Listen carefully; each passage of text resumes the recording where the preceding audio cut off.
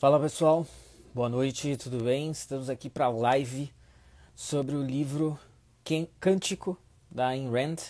Daqui a pouco a Isabelle está entrando aí para fazer aí par comigo e que a gente conversar um pouco sobre essa obra. Aí ó, Paulo, o Prandini já está online, Prandini está conseguindo assistir a gente aqui. Valeu, Prandini. Boa noite a todos aí que chegam. Então nós vamos falar hoje sobre o livro Cântico da Ayn Rand, né? Eu tenho aqui a edição atualizada, a primeira edição.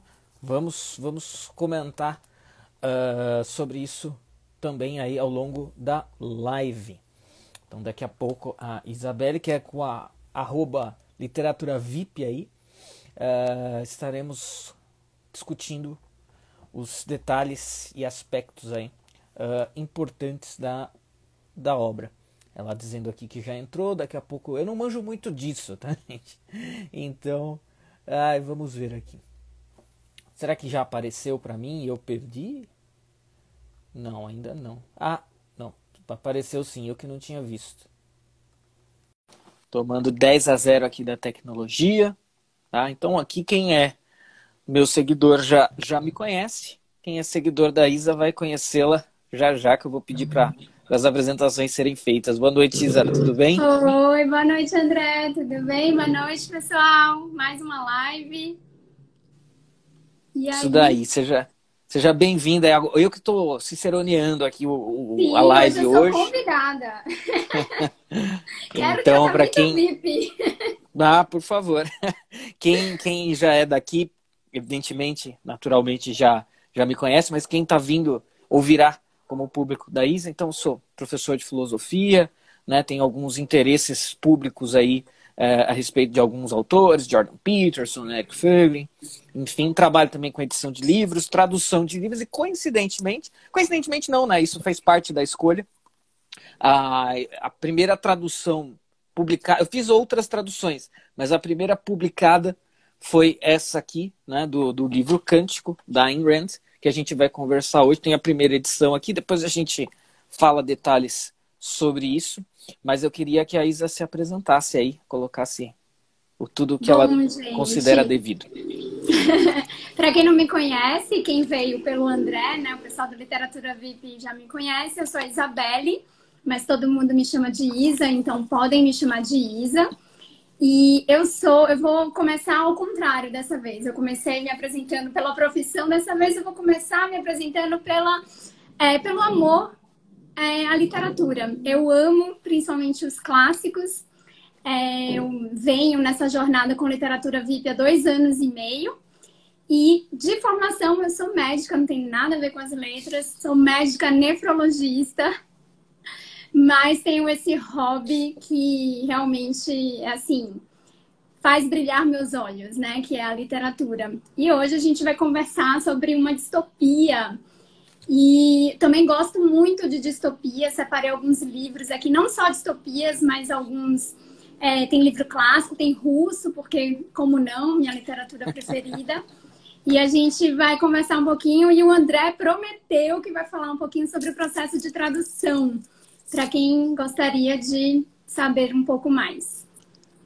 Isso eu queria levantar essa questão, porque tem o aspecto, quando abriu-se a possibilidade de eu fazer a tradução aí dessa distopia da Ayn Rand, né, o Cântico, essa é a primeira edição, essa é a segunda, e fica a dica, já quem for comprar, se porventura encontrar as duas, compre esta, tá? Essa é a versão mais recente, com alguns probleminhas corrigidos, inclusive probleminhas de tradução.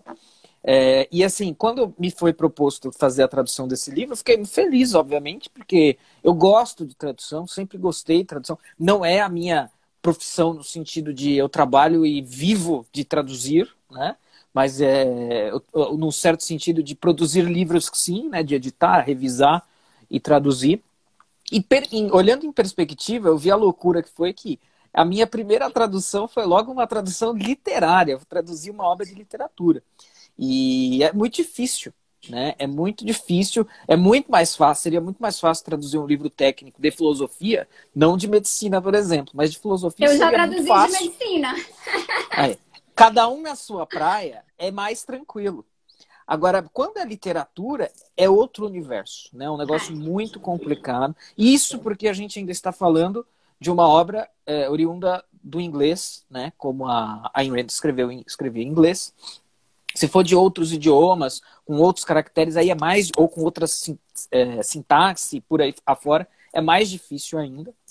E em alguns, mas eu me lembro uma coisa interessante para citar e compartilhar com o pessoal, até porque isso é uma coisa que as pessoas perguntam, né? O processo de tradução de literatura. Eu me lembro de estar traduzindo um trecho que agora não me lembro qual é, desse livro, mas assim, aqueles momentos que a gente empaca. Eu empaquei. E aí, obviamente que dicionários, etc., já tinha consultado, mas não tinha me ajudado a traduzir aquela frase. Aí eu tive que pegar algumas palavras da frase, jogar no Google Imagens. Deixa eu ver o que é. Eu quero ver o que é isso, para ver se eu consigo traduzir vendo, né? E aí acabou a busca pelo certo. termo mais preciso, né? E era alguma alguma imagem de plantio, de agricultura, né? É quando você vai preparar um terreno para plantar, que você levanta uma parte ali do solo, né, para plantar. Era alguma coisa nesse sentido.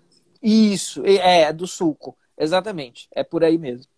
Eu estou lendo o Sulco do José Maria Escrivá, acho que é por isso. Que é muito bom, aliás. Muito bom. Mas, enfim, o que eu queria deixar assim, é um desafio. Fazer a tradução literária é um grande desafio, não é brincadeira, não é, assim, com todo respeito, não é coisa para aquela pessoa que, assim, saiu do CNA ontem. E eu não tô criticando o CNA, tá, gente? Pelo amor de Deus. Eu só tô falando assim, não é pra pessoa que saiu da escola de inglês ontem e chegar, vou traduzir um romance filosófico, como esse, por exemplo. E eu não tô falando que a minha, até por ter sido a primeira, assim que esse livro chegou pra mim, eu li ele de cabo a rabo e eu encontrei uns 10 probleminhas, assim, nada gritante, nada tipo traduzir rosa como verde, né? Tipo, nenhum erro bobo ou gravíssimo, mas pequenas coisinhas que aí depois eu repassei pro pessoal e eles corrigiram nessa edição e outras. Então, assim, é um desafio muito grande e no mundo ideal, no melhor dos mundos, assim, as traduções deveriam passar por revisões técnicas. Então, assim, se um dia cair na minha mão um livro de medicina para traduzir, pode ser que eu aceite, né? Dependendo do contexto, pode ser que eu aceite. Aí mas você eu me acho que seria pede para indispensável. Exato. Seria indispensável acontecer esse movimento. Porque aí a pessoa conhece o jargão, né? Enfim, etc. E consegue fazer um trabalho mais apropriado. E aí eu queria levantar para você comentar esse aspecto da tradução literária, ainda nem tanto preso ao cântico, mas pode, evidentemente, que a gente pode usar como exemplo. Mas porque você gosta de autores russos, né? E traduzir... Sim. Então, se traduzir literatura do inglês já é complicado, e do inglês moderno, que é o da Ayn Rand, né? Imagina traduzir autores russos, e modernos ou não, que você está falando um idioma ali com uma estrutura, com caracteres, e enfim, com uma gramática diferente. E que tem, de fato, know-how para poder traduzir uma obra russa, né? Perfeito. Então, aí eu queria que você comentasse. Com certeza. Na verdade, essa minha preocupação em relação à tradução de livros é mais recente. Assim, eu sempre gostei de ler, mas eu acho que quanto mais a gente vai se envolvendo com o mundo literário, a gente vai prestando mais atenção a detalhes que, na verdade, não são detalhes, né? Compõem uma obra. Então, uma boa tradução é algo que é fundamental se você não domina a língua na qual ela foi escrita e não pode ler na língua nativa, né? Então, o russo. Eu não domino russo, não sei russo. E, então, uma boa tradução significa que a gente está mais próximo do que o autor, de fato, queria transmitir para a gente. Então, o Schopenhauer tem uma frase, né, que toda a tradução, na verdade, está passando pela interpretação do tradutor. Então, a gente tem uma camada entre o leitor e o autor da obra. Quando a gente tem traduções indiretas, e aí no russo acontece muito de ter tradução do russo para o francês, do francês para o português, a gente se distancia um pouco mais do que das entrelinhas, das nuances, das sutilezas que aquele autor quer passar. Porque tem toda uma forma de se expressar que muitas vezes a gente não consegue traduzir, né? Por exemplo, se a gente for falar algo que todo mundo sabe, saudade. Saudade é uma palavra em português que dificilmente a gente consegue uma tradução muito precisa para outro idioma. Então, quando eu comecei a ler os russos, eu não tinha essa preocupação se a obra era traduzida, tanto que eu li Os Irmãos Karamazov numa tradução indireta. E ainda assim foi uma experiência, assim, se tornou o meu livro favorito da vida. Então não é que a gente não possa ter uma experiência sensacional numa leitura por tradução indireta. Eu já havia lido outros livros do Dostoiévski, então eu já tinha uma noção do pensamento dele, da forma que ele escrevia. Mas eu vou fazer uma releitura com uma tradução, uma edição traduzida direto do russo. E assim, por sorte e depois por cuidado, né, à medida que eu fui me interessando por esse mundo, estudando, porque hoje em dia eu não leio apenas por prazer e não criticando quem pega um livro apenas para passar o tempo. Eu leio, por isso que eu fiz a minha apresentação no inverso, eu leio como forma de estudo.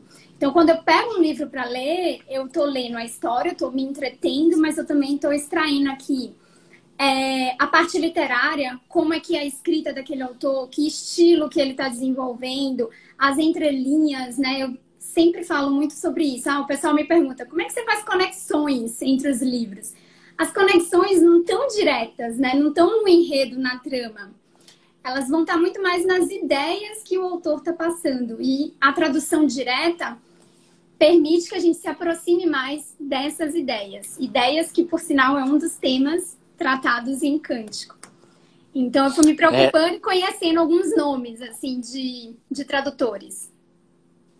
Existem muitos tradutores brasileiros. O Monteiro Lobato foi um grande tradutor, né? Traduziu Mark Twain, traduziu... Agora não vou lembrar todo mundo que ele traduziu, mas Monteiro Lobato é uma figura excepcional, né? Porque ele foi editor, foi tradutor, foi um grande autor Pena que está sendo brasileiro, cancelado, né? Agora, né? Isso é um universo aí, eu corre sempre trago as paralelo. polêmicas. Mas, assim, até para colocar um outro elemento, tem um amigo tradutor que ele fez uma imagem, ele falou, olha, o tradutor ele é uma espécie de pontífice oculto, né? Trabalhando com essa ideia que você falou das camadas, né? No limite, e aí prestem atenção para entender bem o que está sendo dito. No limite, a gente teria que aprender o idioma original para ler no original. Obviamente que isso é impossível, porque não dá para... são muitos idiomas aí, você pode até aprender um ou outro. Aí, se você for, dependendo do que você faz, você pode até aprender 5, 6, mas mesmo assim você não vai esgotar o universo de possibilidades. Você vai aprender o idioma, se você for estudar muito, muito a fundo um alemão, você vai aprender alemão, um russo, você vai talvez aprender russo. Mas outras situações você não vai conseguir chegar nisso. Então você precisa contar muito com esse trabalho do tradutor.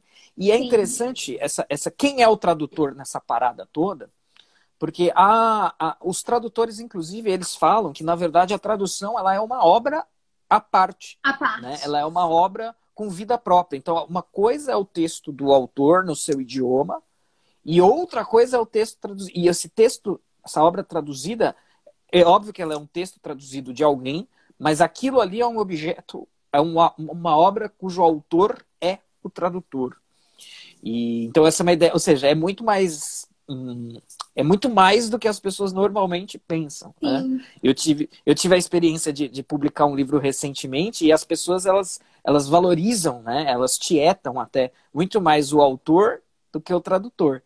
Mesmo que o tradutor seja tão importante. Ou seja, o que eu estava dizendo, o tradutor é um autor também, né? Mas no imaginário das pessoas, claro que quem escreveu, obviamente que quem escreveu tem um mérito gigantesco. Mas o tradutor muitas vezes tem também um mérito aí bastante grande. E quanto tempo você levou para traduzir Cântico? Demora mais ou menos quanto tempo, assim, esse processo de tradução de literatura, né? Olha, o Cântico eu demorei um pouco mais do que eu deveria, porque quando eu fiz isso eu já estava na maluquice da minha vida de fazer 1 milhão de coisas ao mesmo tempo. Mas no mundo ideal, onde você se dedicaria exclusivamente, ou pelo menos meio período a isso, uma obra como Cântico, que é curta, embora seja literária, é curta, poderia ser traduzida em 2 semanas, talvez, né? 2 semanas, 20 dias. É razoável aí, considerando que vem do inglês, que é moderno, Que é uma é língua mais curto. direta, né? Sim, sim.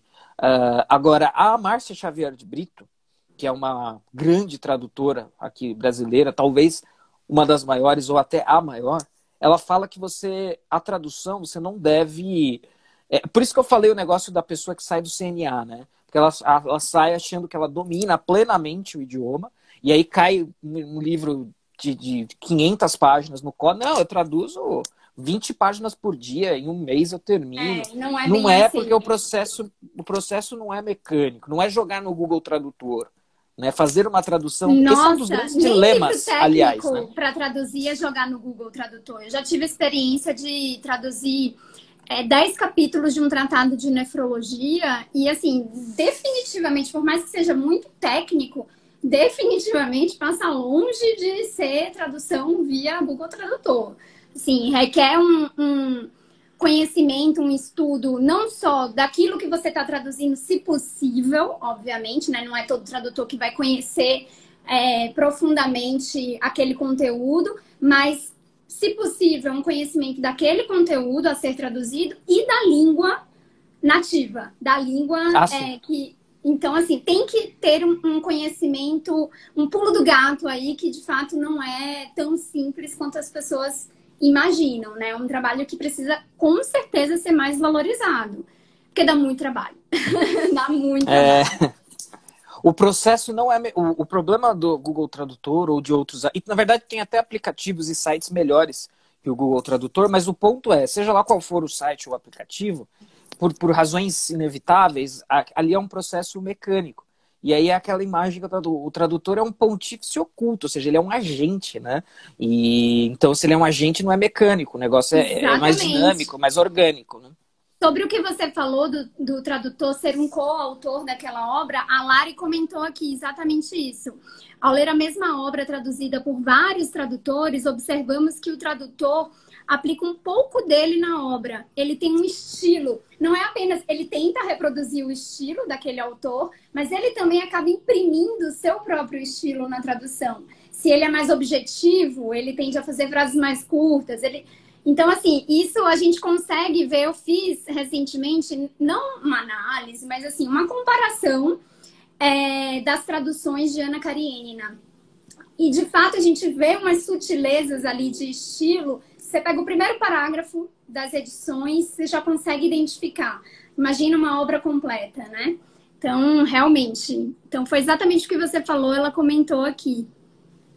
Perfeito. Inclusive, um parênteses técnico, se você quiser ficar de olho nos comentários... mencionar, eu sempre fico de olho nos comentários. Inclusive, não, eu fico, vou fazer um outro, assim, que já passou muito tempo, mas eu não deixei de notar a minha mãe, que sempre lê todos os livros de todas as lives.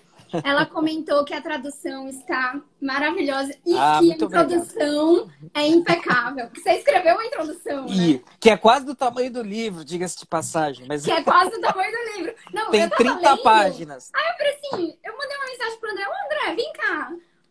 O livro, metade do livro é a sua introdução, né? É isso mesmo? Ele é isso mesmo. Então, estamos aqui com o autor da introdução do livro. Vamos aproveitar esses momentos. É isso aí. E aí eu queria pegar o gancho, então, desse assunto para falar de um aspecto importante que é mencionado tanto do aspecto de quando a Ayn Rand propôs a obra e também quando eu fui traduzir. O primeiro dilema que eu tive quando eu fui traduzir era traduzir o título, né? Que é o quê? Anthem, né? O título em inglês é Anthem. E aí parece fácil ou parece óbvio, mas não é tanto, pelo seguinte, Anthem, obviamente, para quem conhece o idioma, sabe que National Anthem é hino nacional. Então, Anthem é hino, né? Só que a gente tem alguns problemas aqui, né? Hino, embora tenha também a ideia religiosa em hino, hino também remete a essa coisa nacional, essa coisa de Estado, né? Que era algo que a Ayn Rand estava fugindo. Então, estava criticando, inclusive. Exato. Então, seria uma possibilidade? O livro poderia se chamar hino? Poderia. Existem hinos religiosos, como as pessoas obviamente sabem.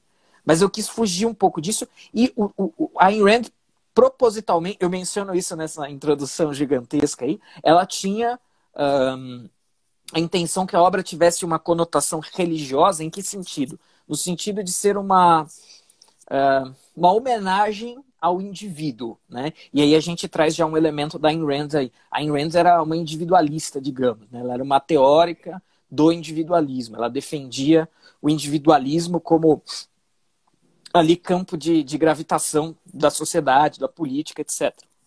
Então ela queria que essa obra fosse uma homenagem quase que religiosa ao indivíduo, uma ode ao indivíduo. E aí, pensando em todos esses elementos, eu falei, eu não vou traduzir como hino, vou traduzir como cântico.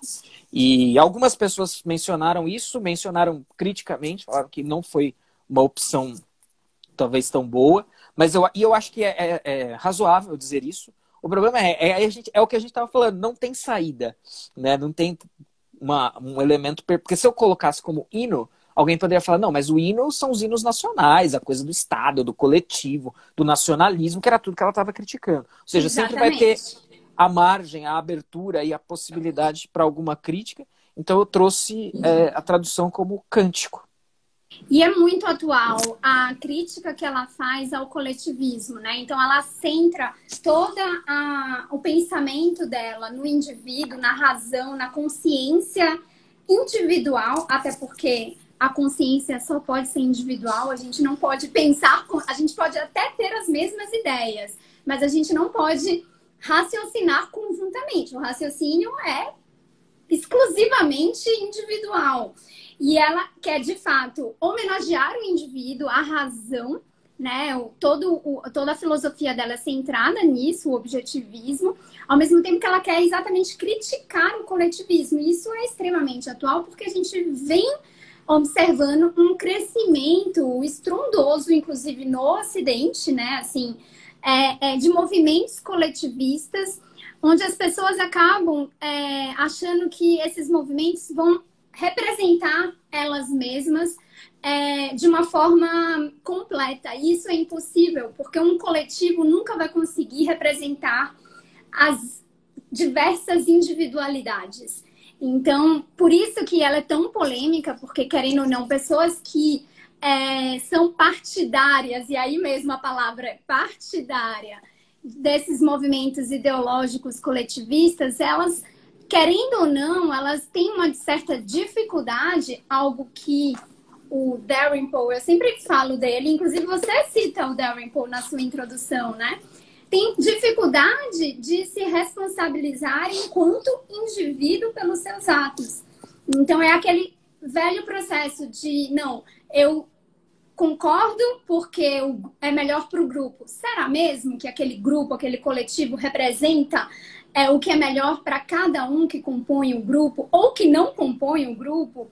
E a outra questão é a terceirização da culpa. Não, nunca vai ser a culpa do coletivo, né? Assim, não é o coletivo que comete um crime e que vai ter que responder pelo crime. Quem comete um crime é o indivíduo e quem responde é o CPF. Então, assim, por mais que as pessoas queiram empurrar isso pra gente, não, porque pelo bem coletivo. É tão lindo, né? Assim, a fachada é sempre muito bonita. Pelo bem social, pelo bem coletivo, pelo bem de todos. Mas será mesmo que esse bem coletivo está representando os indivíduos? E é essa pergunta que a gente quer levantar aqui também. Porque isso, por isso que eu falo assim, ela é polêmica com toda certeza. E a gente também não precisa concordar com tudo que um pensador diz. Tem algumas coisas que eu tenho crítica, assim, em relação ao pensamento da Ayn Rand. Mas ela traz elementos muito atuais e que explicam muito do que a gente vive hoje em dia. Perfeito. Inclusive, eu queria pegar esse ganchinho final aí, porque, por exemplo, quando eu fiz a tradução do livro, eu era muito mais, digamos, simpático às ideias ou à própria Ayn Rand do que eu sou hoje. Até porque, claro, o tempo passa, a gente vai ampliando o horizonte de leituras e o negócio vai melhorando na nossa consciência. Mas eu sempre faço uma distinção que eu digo que é o seguinte: autores, a gente pode pensar neles como diagnosticadores e como prescritores, né? Até dá para fazer um paralelo Adorei médico aí. o paralelo médico. Eu tô Exato. ouvindo e eu tô digitando o tema da live aqui para o pessoal que está perguntando. Porque, às vezes, diagnostica bem, mas dá o remédio errado. Às vezes, diagnostica mal, e aí outro... É que aí diagnostica mal e dá o remédio certo é meio difícil. Mas o que eu quero dizer é... a gente pode encarar autores mais ou menos da mesma maneira, e aí eu acho que... Por exemplo, o que a Ayn Rand está falando? Ela está falando, olha, está ocorrendo em nível social, cultural, uma dissolução da consciência individual, né? E isso é um baita problema, isso traz muito, muito, muito problema nesse âmbito, né? No âmbito da convivência geral. E aí acontecem todos esses problemas que você mencionou. Então, olha só, para quem for meio mais assim, reticente, digamos, o que o Olavo faz no Jardim das Aflições é a mesma coisa. Eu quero muito ler. É a mesma coisa. Lá ele está falando, entre outros temas, né? Ele está falando ali de um pouco de consciência individual versus consciência coletiva, entre aspas. Ele está falando, olha, esse negócio de consciência coletiva aí é furada, né? Dizendo assim, estou resumindo em 20 segundos uma tese muito mais ampla e complexa. Mas assim, e a Ayn Rand, anos antes, dentro de um pacote de coisas que talvez a gente não aceite por completo, dentro depois de elementos prescritivos que talvez a gente não aceite, mas o diagnóstico está correto, né? Eu cito o Dalrymple na apresentação desse livro, porque depois isso é um livro do próprio Dalrymple, né? Que é A Faca Entrou. A Faca Entrou. Mas ele conta o caos na Vida na Sarjeta, que é o que você mostrou aí. Que é o quê? Que ele foi médico e ele trabalhou em presídios, etc. E aí uma vez conversando com um preso, né? Mais detento. De um, né? Mais de um. Ele conversou... É uma justificativa recorrente na prática clínica dele como psiquiatra. Sim, ele conversou com vários, né? Mas pelo que eu me lembro da história, um especificamente que foi preso porque esfaqueou alguém, disse que, não, mas eu não esfaqueei. A faca que entrou. Né? Tipo, é a terceirização da culpa em graus astronômicos, né? Não fui eu, não foi aquele indivíduo que por algum motivo escolheu, decidiu, foi lá e enfiou a faca na sua vítima. Não, a faca entrou, como se a faca tivesse vida própria. E, né? O objeto inanimado é capaz de cometer o crime. Eu queria fazer um gancho com A Faca Entrou, que é uma questão que a imprensa hoje se utiliza desses artifícios, e aí que a gente tem que ter esse cuidado ao acompanhar um jornal na televisão, a ler uma notícia na imprensa, na rede social, na internet, algum site. A imprensa se utiliza muito desses artifícios quando ela não quer mostrar os fatos como eles são. Então, se vocês lembrarem, acho que, não lembro se foi 2016, enfim, um desses atentados terroristas que aconteceu uma série de atentados na França, e um deles foi na região da Córcega. E aí era um ônibus desgovernado, atropelou vários pedestres. O ônibus, com vida própria, quase um filme de ficção científica, saiu atropelando os pedestres. A manchete é: ônibus desgovernado atropela pedestres em Cannes, eu acho. Foi algo assim. Hoje a gente completa o quê? 20 anos do atentado terrorista, né, do 11 de setembro. Aviões se chocam contra torres gêmeas, levando milhares de pessoas a óbito. E, né, ali dentro tinha alguém que sequestrou os aviões e que estava, né, sabendo o que estava fazendo, uma consciência individual do que estava fazendo, por mais que estivesse trabalhando pelo coletivo fundamentalista.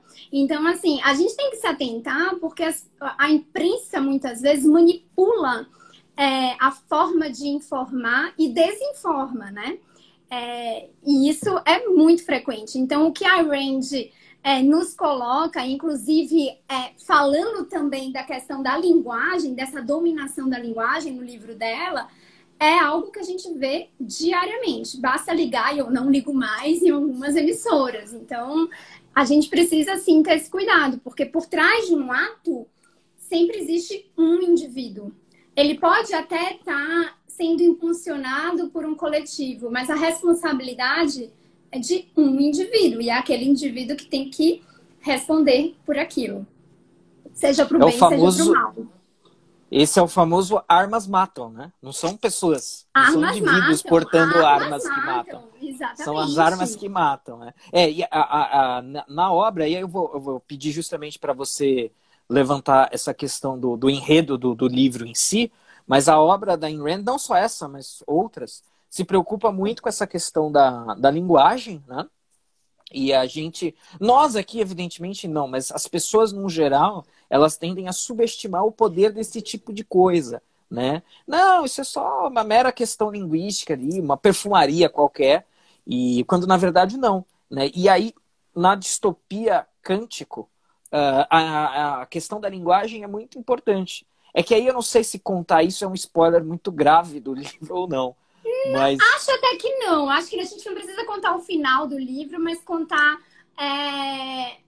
a forma que os personagens se comunicam, acho que é importante. Isso está desde o início. Algumas palavras, nesse ambiente distópico retratado em Cântico, algumas palavras estão abolidas, né? Elas foram, num determinado momento, abolidas.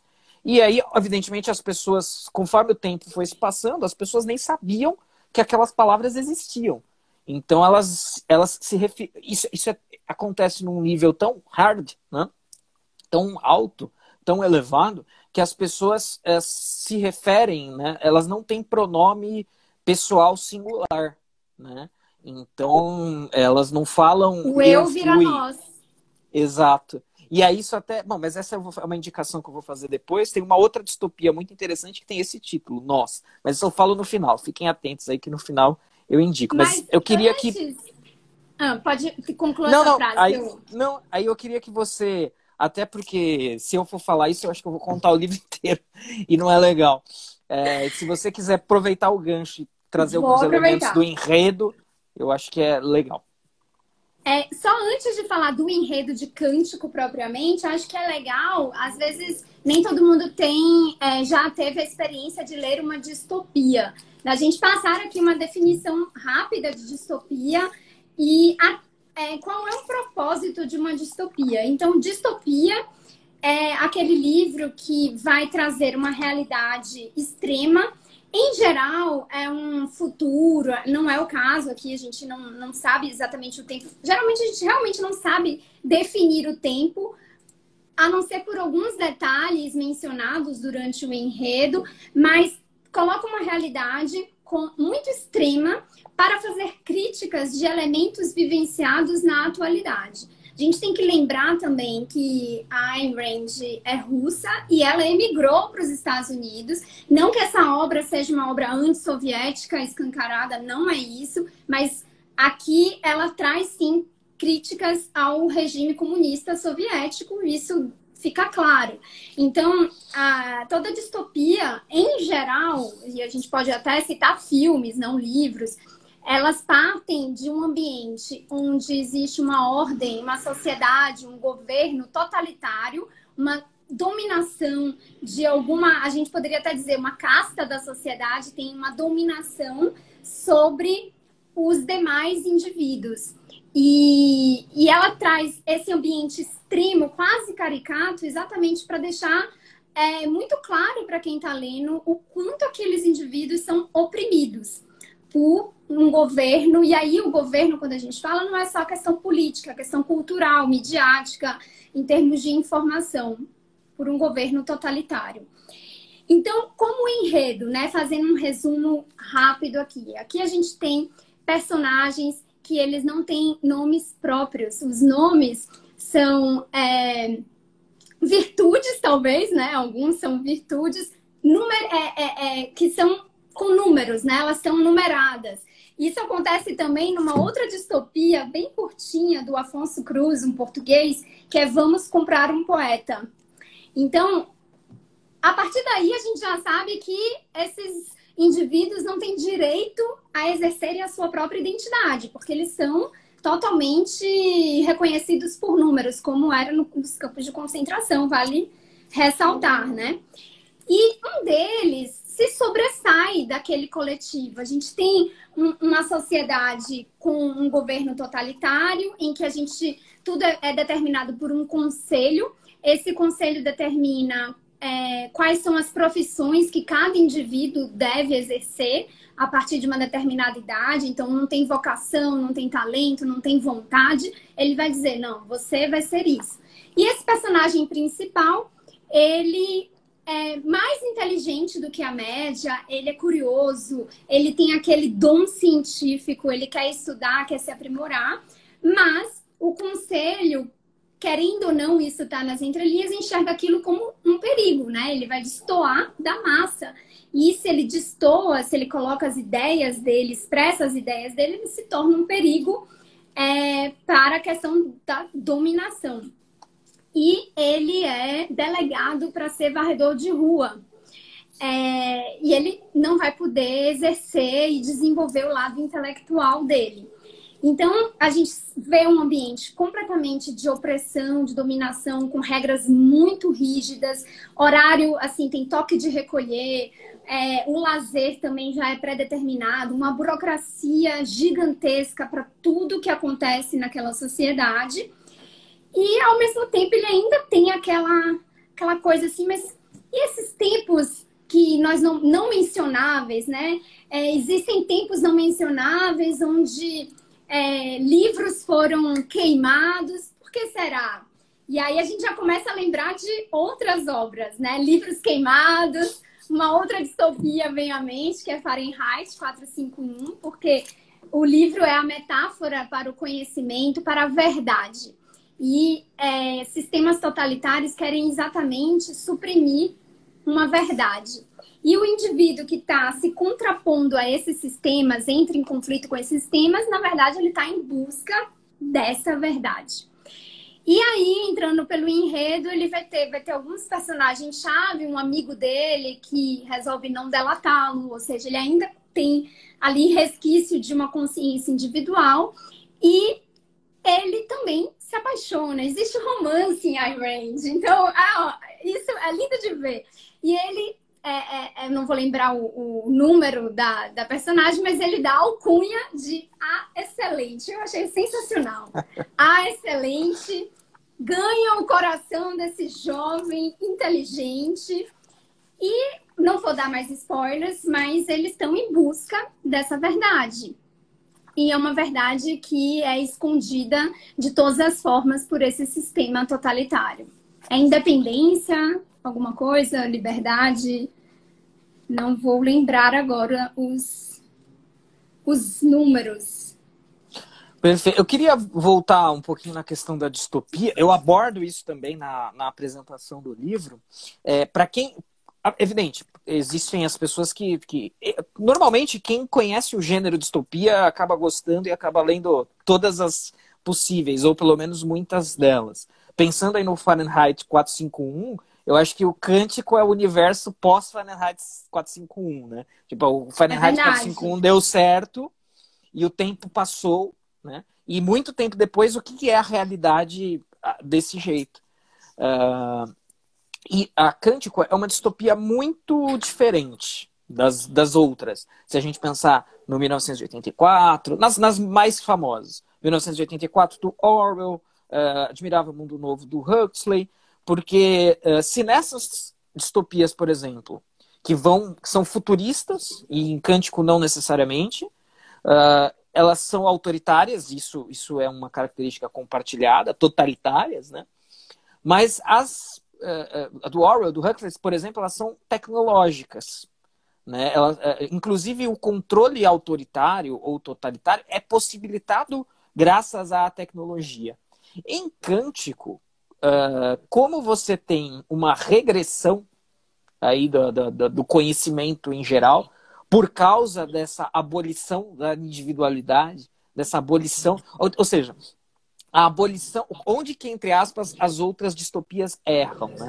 Porque as outras distopias, elas também trabalham com a dissolução da ideia de indivíduo. Mesmo que não seja o foco, elas também trabalham, né? Os indivíduos ali não importam, né? E só que aí o que a Ayn Rand está querendo dizer? E Cântico, por exemplo, é prévio ao 1984, né? Ele é redigido antes do 1984. Ela está querendo dizer o seguinte: quando isso acontece, quando isso acontecer, a gente vai ter uma regressão tecnológica, né? Então, as distopias que costumam ser retratadas como futuristas ultratecnológicas, Cântico é diferente, né?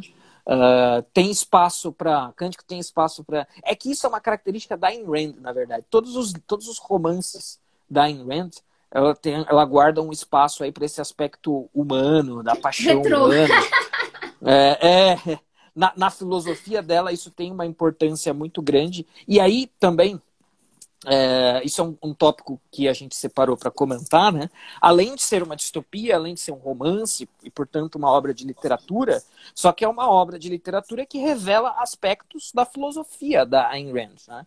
Isso é uma característica muito interessante, porque ao longo da história há muitos romances assim, romances escritos por filósofos, e onde eles explicitam ou não, propositalmente ou não, a sua filosofia. Ou não é meio difícil, né? Mas talvez no sentido de não é ele não produziu aquilo com esse objetivo. Olha, eu quero explicar ou propagar a minha filosofia por meio disso. Mas o pensamento do autor necessariamente acaba passando. É isso que eu falo das entrelinhas. A gente consegue, através de um romance de ficção, muitas vezes extrair a forma que aquele autor enxerga o mundo, como ele pensa, quais são as ideias dele, quais são as críticas que ele está fazendo. Muitas vezes isso não vai estar no plot central. Aqui está, mas em autores como Dostoiévski, por exemplo, não necessariamente o plot central é o que vai trazer a grande crítica, a grande questão do livro. E, aproveitando que você está bebendo água, eu vou fazer um adendo. Só para complementar a questão dos regimes autoritários, né, da dominação opressora e totalitária, que é muito presente nas distopias, e não apenas, na realidade também, é o que a gente mais vê, ressaltar que toda dominação totalitária começa através de uma dominação da linguagem.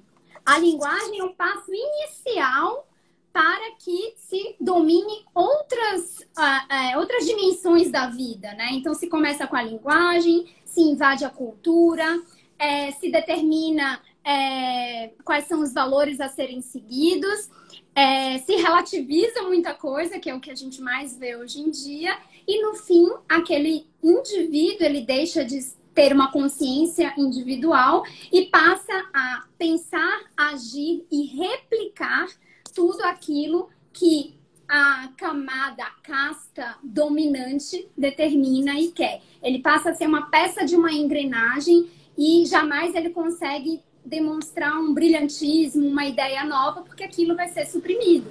E a gente vê muito isso, a questão da dominação da linguagem. Algo que a gente até conversou na última live sobre o Peterson. A questão não é se vai ter novas formas de se falar, é impor uma nova forma de se falar, porque por trás de toda imposição existe aí talvez uma fachada muito bonita, mas existe aí um propósito escuso, né, escondido, e que com certeza não é para agradar a maioria ou alguma minoria. Muitas vezes é uma forma de dominância que vai, se a gente permitir, isso vai se aprofundando cada vez mais e ficando intrincada, né? Criando raízes naquela sociedade. É algo que a gente vive hoje em dia. Perfeito. Uma das mensagens da Ayn Rand nessa obra e em outras é justamente isso. Olha, quando você dissolve ou tenta dissolver a consciência individual, você vai ter regresso científico, tecnológico, criativo, né? Então, por isso que tem um dos ápices do livro, e o livro é simples, né? O clímax, digamos, do livro é quando a eletricidade é redescoberta. Enfim, contei um spoilerzinho aí, né? Por quê? Porque nesse ambiente, como a gente estava dizendo, né? Nesse ambiente regrediu-se, né? Voltou-se para uma espécie de idade da pedra tecnológica, né? Não chega a esse extremo, mas é tipo isso. Com relação, eu queria recuar um passinho ainda sobre os romances filosóficos. O que acontece é o seguinte, isso talvez seja uma crítica a Ayn Rand, uma crítica pertinente. Na Ayn Rand não está nas entrelinhas, está nas linhas mesmo. Está nas linhas, exatamente. Para bem ou para o mal, ler, seja é só saber ler. Seja isso uma virtude ou um defeito, está muito explícito que ela está colocando o ideário filosófico dela ali. Em A Revolta de Atlas, que alguém até a Larissa, né, mencionou que quer ler, vale a pena ser lido, obviamente, mas eu acho que isso é mais que é a obra de ficção principal da Ayn Rand. Isso está muito claro lá. Lá tem o professor de filosofia relativista. Tem um personagem que é assim lá. Tem o personagem que é o empresário que adora ter um favorzinho do Estado. Então, eu devia ter trazido a marca humana do Philip Roth, mas como eu trouxe na live passada, eu falei, não vou repetir os mesmos livros, você vê, né? Um livro atual, um livro atemporal, você vale para qualquer live. Né, que os professores relativistas, né, e que fazem a política de cancelamento de acordo com a própria conveniência, enfim. Não, isso é interessante, porque a Ayn Rand já estava falando... Isso é uma... Então, vamos lá.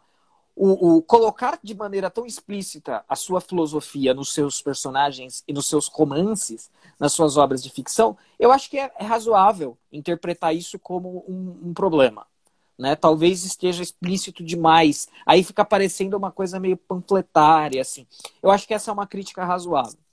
Por outro lado, uma virtude que tem que ser reconhecida, e aí a gente volta naquilo que eu falei, né? Uma coisa é reconhecer o mérito como diagnosticador, outra coisa é reconhecer o mérito da prescrição. A Ayn Rand já estava batendo nos relativistas em agora não me recordo aqui a data, né? 1937? Começo do século XX, essa coisa toda estava engatinhando ainda. Não era que nem hoje, tipo cátedras e cátedras, cadeiras e cadeiras universitárias, todas baseadas, construídas em cima disso. A Ayn Rand já tinha farejado isso, né, sentido esse cheiro, e já estava vendo que era algo que não era legal, que não era bom, e já estava da forma dela, talvez certa, talvez errada, combatendo esse tipo de coisa. Então, assim, alguém que sentiu isso também no século XIX foi o meu querido Fyodor. Não queria dizer nada, não.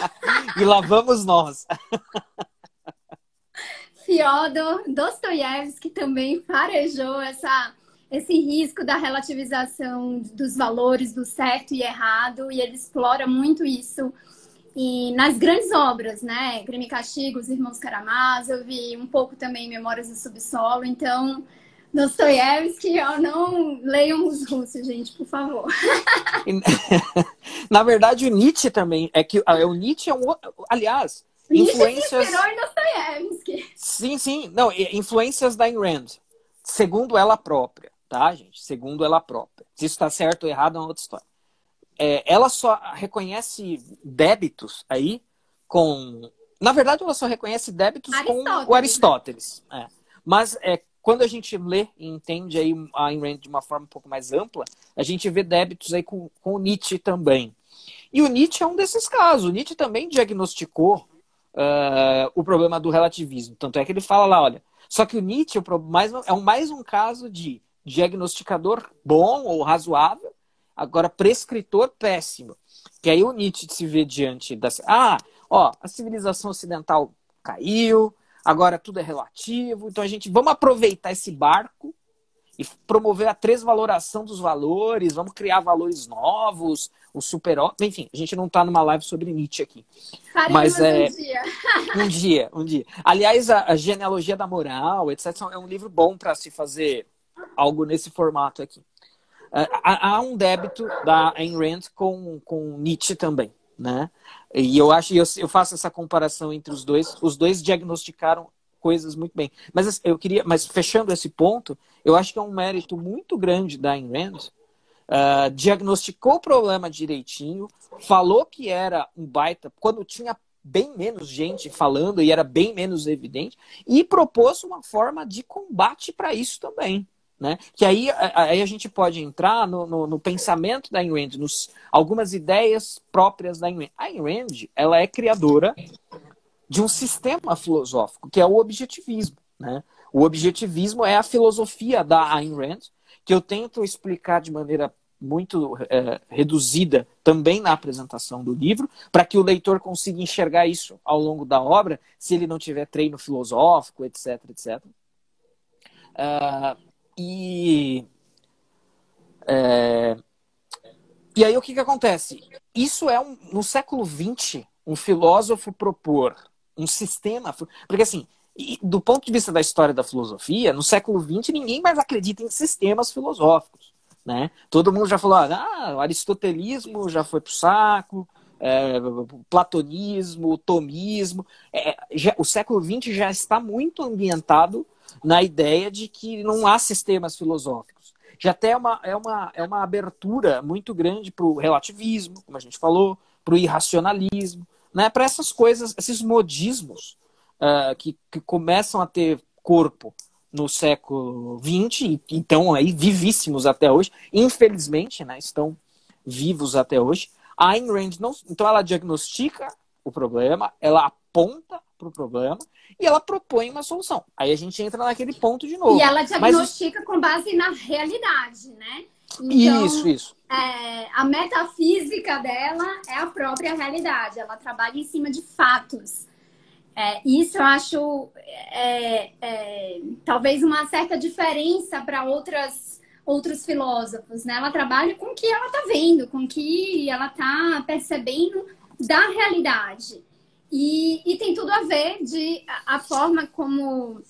O que ela critica, né? Que é o coletivismo, a forma de se contrapor vamos deixar que os indivíduos possam expressar a sua consciência individual, a sua razão. Então, toda a filosofia dela é centrada em cima do valor da razão, né? Que seria a faculdade humana mais primordial, né? Que é o que vai determinar as vontades, os desejos e, consequentemente, os atos, né? Então, é toda centrada na realidade e na razão. Exatamente. Então, o que é esse sistema filosófico da Ayn Rand? Né? Eu não vou achar o trecho aqui. Sim. Não, achei sim. O que é o sistema filosófico da Ayn Rand? É o objetivismo. E um sistema filosófico, ele necessariamente vai oferecer uma metafísica, uma epistemologia, uma ética, uma estética. E basicamente isso. E aí que a gente pode entrar, né? Mas recuando ainda antes de avançar para esse aspecto, a gente pode... há uma margem de crítica muito boa aí. Né? Fala, não, mas ela diz que fez um sistema, mas o sistema é falho por causa disso. Óbvio, isso é perfeitamente possível e até pertinente. Tem um vídeo, o Olavo nunca explorou isso a fundo, né? Tem um vídeo do Olavo no YouTube, quem tiver curiosidade, pode depois jogar lá abre o YouTube e coloca Olavo de Carvalho, Ayn Rand. Né? Ele elogia os méritos literários da Ayn Rand nesse vídeo, né? Sem entrar aí no detalhe ultra ofensivo, porque ele fala que tem momentos de Dostoiévski na Ayn Rand. Ayn Rand, eu tive que ouvir um comentário assim, Ayn Rand é Dostoiévski de saias. Ai, meu Deus, não é pra tanto. Heresia. Alerta de heresia. Na verdade, eu até discordo um pouco do Olavo. Eu não acho que literariamente seja tão bom assim. Mas eu acho que a tentativa, a proposta, o fôlego de propor um sistema filosófico em pleno século XX, quando já estava reinando um monte de bobagem do tipo relativismo, irracionalismo, desconstrucionismo, revolução cultural de esquerda, tudo isso já estava rolando e a Ayn Rand já estava combatendo e ainda deu tempo de propor um sistema filosófico. Eu acho que isso é um mérito muito maior do que o eventual mérito literário dela. Ainda que o sistema filosófico dela esteja, digamos, errado, ou possa se apontar equívocos nesse sistema. Né? Como literatura, é uma literatura simples. Como você falou, as ideias dela não estão em entrelinhas, estão nas linhas. Então, não é uma literatura difícil de entender. Ela é simples, ela é objetiva, é uma leitura fácil. Mas o que eu acho mais interessante é exatamente ela trazer essas ideias no formato da distopia, né? Eu até achei os nomes dos personagens que eu estava aqui. O protagonista, né? Igualdade 7, 25, 21. Realmente, a gente não dá para decorar os números. E o amor dele, a excelente, é Liberdade 5, 3000. Então, assim, você vê que ela coloca até como uma certa ironia, né? São nomes de virtudes que são numeradas, né? Então, até as virtudes foram numeradas, assim. Só que, na verdade, eles não podem exercer essas virtudes, né? Eles não podem exercer as próprias ideias, né?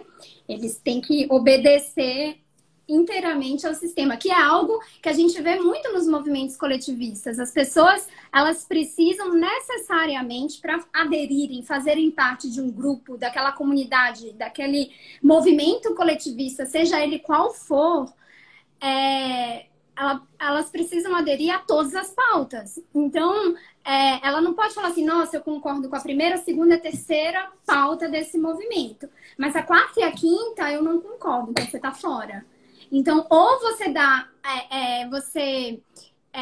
tem que dar amém para tudo em que aquele movimento está propondo, ou você não pode fazer parte, você será excluído. Então, de fato, não é tão inclusivo quanto a gente imagina. Quando a gente pensa em coletivismo, o nome é bonito, né? Parece que está incluindo, coletivo, é pelo bem de todos.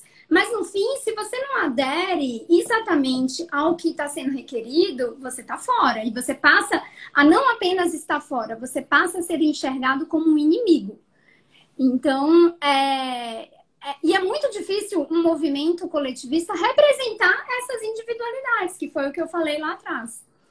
Então, eu acho que a literatura aqui é uma literatura fácil, não traz nenhum desafio literário, mas, ao mesmo tempo, traz ideias que, pensando até mesmo na época que ela escreveu, né, inovadoras. E eu acho que, assim, toda distopia acaba sendo não é uma literatura difícil, mas eu acho que traz alguns insights muito geniais. Então, acho que a beleza desse tipo de literatura está aí. A natureza do gênero implica nisso, né? Porque, obviamente que eu não sou um autor de literatura, mas eu fico imaginando aqui, se eu quero propor uma distopia, o meu objetivo não é o mérito da redação, né? O meu objetivo é o mérito da mensagem que eu vou conseguir colocar com a roupagem literária dos meus personagens, do meu enredo, etc, etc. Então, eu acho que, por natureza, isso caminha pela trilha da simplicidade e não da complexidade. Mas eu quero fazer uma sugestão de um que já não caminha pela trilha da simplicidade. Obviamente é um russo, né, gente? Eu sempre vou puxar a sardinha para os russos. E que, querendo ou não, existe algo em Cântico, não é tão claro, tão assim, ela não fez essa obra para ser uma crítica ao regime soviético. Não, ela está falando o indivíduo em conflito e lutando contra essa opressão do coletivo. Mas uma obra russa, que aí sim é escancarado. Escancarado se o leitor for atento, mas muita coisa está nas entrelinhas, até para poder fugir da censura da época, que é contra o regime soviético, é o Mestre e Margarida, do Mikhail Bulgakov. E aí, sim, é uma literatura que é mais densa no sentido literário, porque aqui ele tem... na verdade, ele tem várias narrativas que se entrelaçam em uma só. Então, a gente tem capítulos que contam com um realismo mágico, que a gente poderia até dizer parece uma realidade distópica, quando, na verdade, ele só está retratando como era a sociedade soviética, né?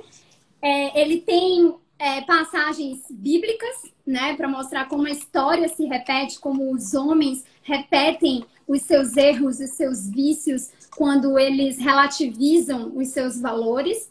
E ele tem uma terceira vertente, que seria algo autobiográfica, né, que é a história do mestre, que retrata muito bem a vida do próprio Bulgakov, que sofreu censura, que teve seu livro queimado. Inclusive, os livros dos tempos não mencionáveis de Cântico, eles são queimados. E Fahrenheit, os livros são queimados. Então, assim, o perigo que essas distopias nos mostram é exatamente o perigo de, se a gente deixa o livro como metáfora para pensamento, para ideia, se a gente deixa essas ideias florescerem, vai ser muito difícil controlar a população, dominar. Então, são exemplos de livros, né, contra regimes totalitários. Fica a minha sugestão para uma literatura que é mais densa. As mensagens não são tão diretas como nas distopias, estão mais nas entrelinhas, mas que também traz muito humor. Eu amo esse livro, gente. Sério. Olha, meu coração só balançou. Eu vou dizer uma coisa, assim, uma revelação, assim, VIP. Meu coração só balançou, né, assim, do meu amor por Dostoiévski em um determinado momento. Foi quando eu li Bulgakov. Bulgakov fez meu coração balançar. Isso é difícil. É difícil. É difícil. Ó, considere que a Ayn Rand era russa também, né? Pois é, eu acho que foi por isso que eu simpatizei com ela. O ponto de partida já foi muito bom. Ela tem várias semelhanças aí com Dostoiévski, portanto. Esse Dostoiévski de saias, assim, não me desceu isso, viu? Mas, não, perfeito. E aí eu queria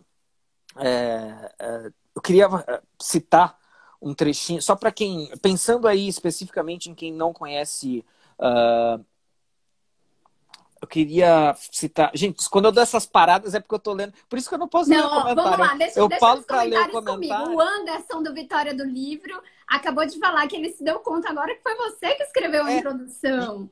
Ó, cara, parabéns, ficou muito boa. A introdução ficou melhor que a tradução, viu, gente? Parabéns ao vivo. A Paula, que faz curso com a gente lá no Veraz, ela falou assim: o primeiro conto do Rei Amarelo é bem entre linhas. Adoro, adoro. Acho que a Paula já tinha me recomendado. Mas não sei o posicionamento vida real do autor. A minha irmã, eu sempre gosto de, quando minha irmã faz comentários, ela... Quando a gente estava falando da questão de ter que concordar com todas as pautas de um determinado movimento. Ela coloca, as pessoas elas precisam concordar com um pacote, né? Tem que, ou você concorda com tudo, ou você é excluído. Então, alguns dos comentários aí que foram ou você feitos. Prostitui a sua consciência individual por completo, ou você não entra, ou você não faz parte da patota, né? Do grupinho. E você passa a ser um inimigo, né? Ah, sem dúvida. Você é o reacionário, é o herege, né? Você é o herege secular. Que é a heresia secular, né? É a heresia fora do âmbito religioso tradicional, né? Mas o que eu queria colocar, encaminhando aí pelo menos, acho que a gente cobriu aí boa parte dos tópicos. Mas eu queria te pedir, você coloca, mas eu queria que você comentasse depois sobre a questão de religião política. Tá.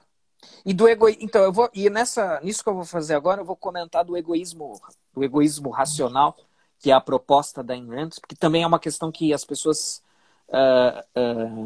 E assim, é um aspecto criticável, mas normalmente a via que as pessoas escolhem para criticar não é a via apropriada, que as pessoas entendem egoísmo no seu sentido corrente, do tipo, eu vou comer um lanche com você fala, posso pegar sua batata, sei lá, beber o seu refri. Não pode, porque Joey pra doesn't mim, share food, né? tudo pra mim, eu sou egoísta, só quero saber. As pessoas acham que é isso. E não é exatamente isso que ela tá falando, né? Mas assim, só para não ficar solto a questão das ideias da Ayn Rand, né? Um resuminho aqui que eu coloquei na página 28 e 29, dito por ela própria, né? Do objetivismo, né? Ou seja, da filosofia dela mesma. Numa conferência na Random House em 1962, pediram a Ayn Rand que resumisse os principais pontos da sua filosofia, o objetivismo. São eles, 2 pontos. Uma metafísica, a resposta da pergunta o que existe, calcada na realidade objetiva. Uma epistemologia, como posso saber, baseada na razão. Uma ética, o que devo fazer, baseada no interesse próprio, no egoísmo racional, no indivíduo, uma política baseada no capitalismo e uma estética que vê a arte como expressão ideal de seus criadores e de inspiração romântica. Aí Como a que eu filosofia... falei, existe romance em Ayn Rand, gente. Se você quer romance, também tem. Você tá Também lá tem. lendo uma crítica a regimes totalitários e tal, mas tem romance. Não é Tem o só... lado água com açúcar. Tem, pior, em Revolta de Atlas tem Tem, bastante. Tem bastante. tem. Aqui também. É muito bonitinho, é Não, muito aqui fofo. também, mas lá é bem mais Então eu preciso desenvolvido, ler digamos. também. E aí eu digo assim, putz, fazer autocitação não é pedantismo não, tá, gente? É para resumir a ideia mesmo. Como a filosofia não é um emaranhado de ideias, mas um conjunto integrado de princípios, elementos e problemas, por exemplo, de epistemologia, são respondidos a partir de elementos, ideias ou princípios de responsabilidade da metafísica e assim por diante. Todas as questões filosóficas então, estão interrelacionadas. Então, isso é a importância também de você propor um sistema, né? A coisa está muito logicamente encadeada, muito casada. Uma coisa é consequência da outra. E Né? que vai Então, gerar uma determinada conclusão. sim, sim. Né? A epistemologia é consequência da metafísica, a ética é consequência da epistemologia. Pelo menos na Ayn Rand é assim. Né? E aí, quando eu citei aqui a ética, eu falei do egoísmo racional, né? Inclusive tem um livro da Ayn Rand que se chama, aí não é um romance, né? É um livro de filosofia propriamente, que se chama A Virtude do Egoísmo. E quando as pessoas se deparam com esse título e elas têm essa visão corrente do que é egoísmo, elas falam, mas que absurdo, egoísmo é uma coisa ruim. Como é que você pode falar da virtude do egoísmo? Como é que a Ayn Rand entende a coisa, né? De maneira resumida? Ela vai dizer o seguinte, ela não é contra o altruísmo, ela é contra o altruísmo forçado. Forçado. Então, o que acontece? Se você quer ter uma prática altruísta, ninguém deve te impedir. Muito pelo contrário, se você quer fazer isso, você deve ser amplamente livre para fazer. Então, não é uma bandeira anti-altruísta, no sentido de, olha, eu quero que ninguém seja altruísta. Não, eu quero que as pessoas sejam. Imposição. Isso, eu quero que vocês sejam o que vocês quiserem, na verdade. E aí está incluso no pacote ser altruísta se esse for o seu desejo, se essa for a sua vontade, se você achar que deve, por algum Fazendo motivo. um paralelo com Peterson, né? A questão da linguagem. Ele não está falando que eu sou contra a linguagem. Ele é contra a imposição dele que necessariamente ter que usar uma determinada, um pronome neutro, enfim. E é isso que as pessoas às vezes desvirtuam, né? Inclusive ele fala, olha, se uma pessoa pedisse para eu me referir a ela dessa maneira, aí eu ia fazer. Porque aí é um acordo ali entre indivíduos. É um acordo egoísta, né, nessa ótica da Ayn Rand.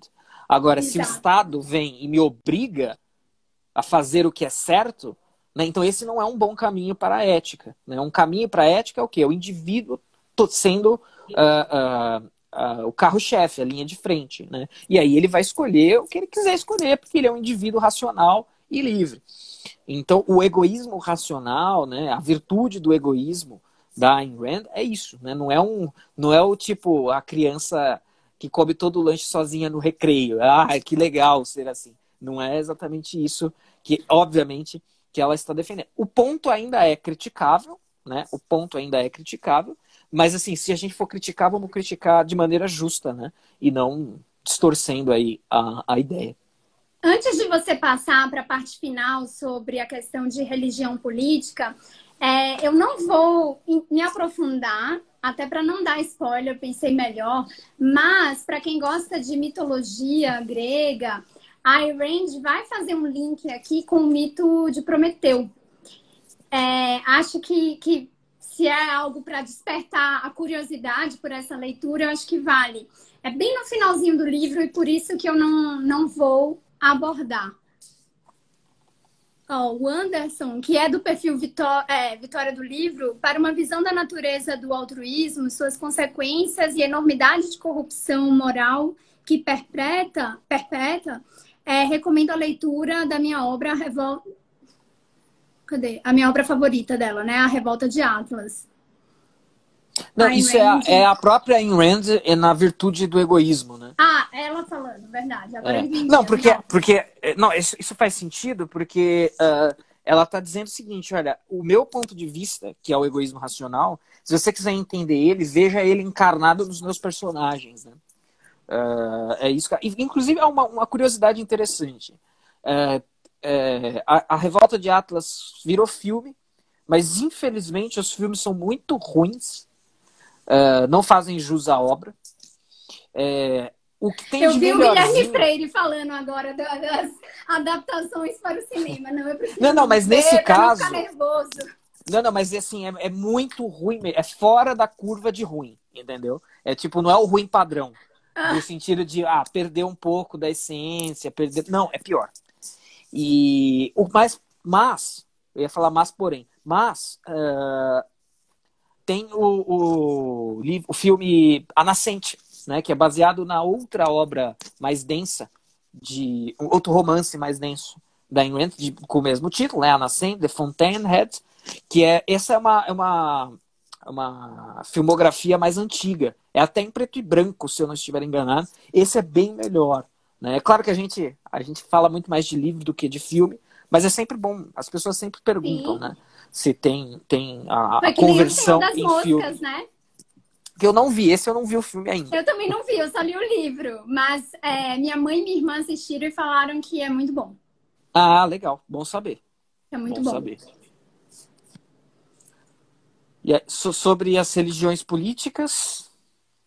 Que não é tão abordado aqui, mas era apenas um comentário. Assim, eu percebo que hoje em dia se existe também um certo movimento, né, contra a religião, como se toda religião fosse fanatismo. E as pessoas esquecem que muitas ideologias, na verdade, são vivenciadas pelas pessoas como verdadeiras religiões. E aí sim, com seus mandamentos que não podem ser de forma alguma contestados. Então, eu queria saber o seu comentário em relação ao pensamento da Ayn Rand em relação a isso. Isso me lembrou uma coisa muito importante, que é o seguinte: a filosofia da Ayn Rand, o objetivismo, é uma filosofia ateísta, ateia. Tá? Então, esse é um tema muito que a gente tem que tocar com uma certa sutileza, porque a expressão religião política, ela foi muito bem estudada pelo Eric Feiglin, que é um outro pensador que eu gosto bastante. E que vai ter curso. Isso, o próximo curso no Veraz. Falar, mas eu falei pode. O próximo curso no Veraz eu vou abordar bastante o Eric Feiglin. E o Eric Feiglin, ele tá, assim... Na verdade, se a gente pegar o Eric Feiglin para analisar a Ayn Rand tá nesse pacote, né? Porque quando você remove o elemento metafísico em outro sentido, né? Não no sentido da Ayn Rand, é aí que você abre espaço para religiões políticas, né? Então é aquela coisa do Nietzsche, Deus está morto. Beleza, o que vai vir no lugar? Vai vir o Estado, vai vir o ídolo, só vai vir tranqueira.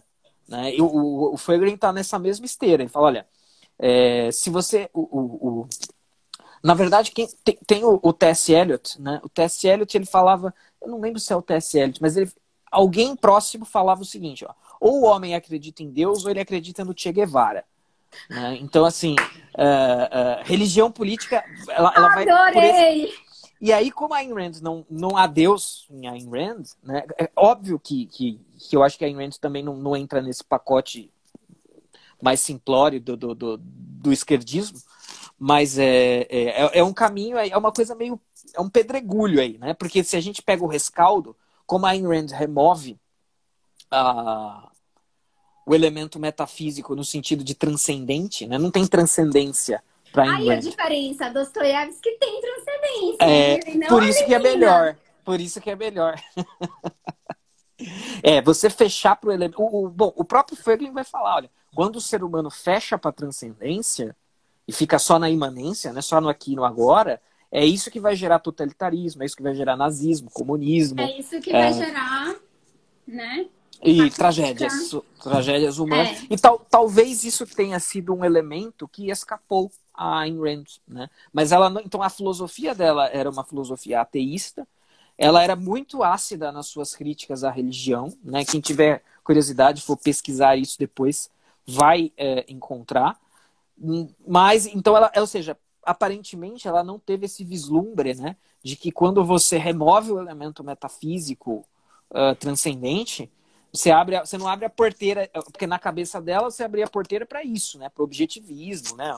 Racionalidade plena.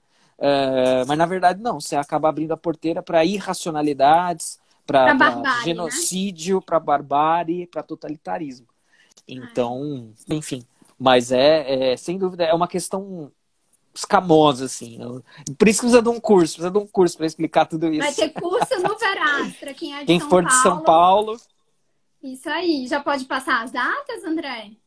as datas vão ser, pode, vão ser deixa eu conferir aqui, mas eu acho que é 25 de setembro, que é daqui 2 semanas, portanto, né? Isso.